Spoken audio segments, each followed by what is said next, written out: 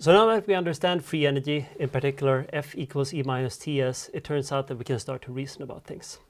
Let me compare one set of atoms, but in kind of different states. On the one hand, we have ice, a small piece of ice. And the structure of these water molecules will look something like this, ice 11 under fairly normal conditions, even though it's melting away here a bit. And on the other, I might take a glass of water. Also water molecules, but in the glass of water, they behave something like this.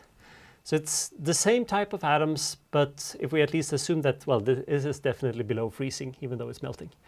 So what is the difference between these two systems and the states, and why does this one prefer to be in ice, at least as long as it's below 0 centigrade, and why does this one belong to be liquid? I'm going to put that down and try to remember not to drink it.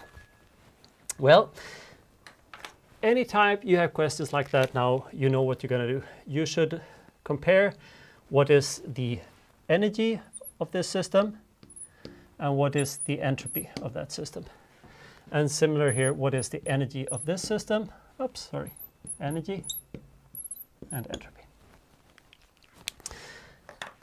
How many hydrogen bonds do we have here? If you remember from last lecture, in perfect ice, you would have exactly 2 full hydrogen bonds per water. So you would have very low energy. And the kinetic energy is even lower because they're not moving.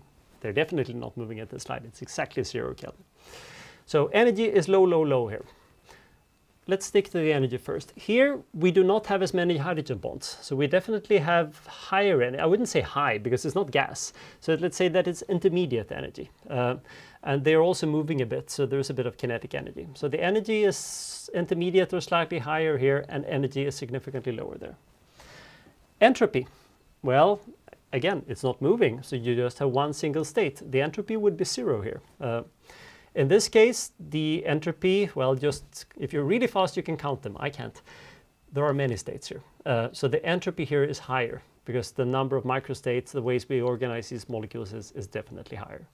So the same system, ice here, under some external conditions, in particular the temperature, we have low energy and low entropy.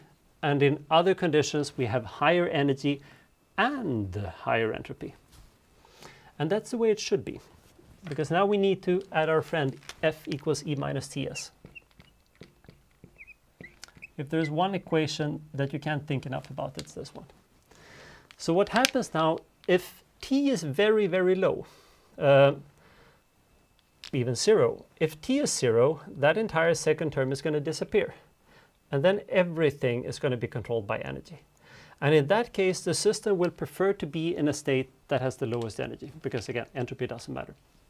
That's that one. That's the ice.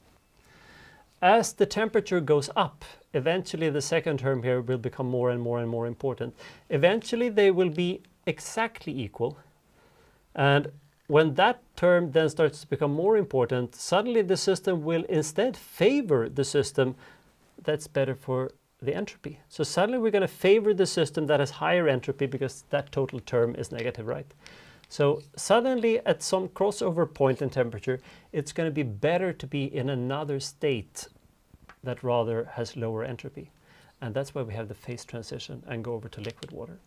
Eventually you would have, at boiling point, the same thing would happen, but then we would have even higher entropy when you completely boil it and have the atoms escaping each other. So armed with this equation, we can start to explain simple phase transitions. This was easy. Let's try something harder, such as hydrogen bonds. We're going to be over with this class in 10 minutes.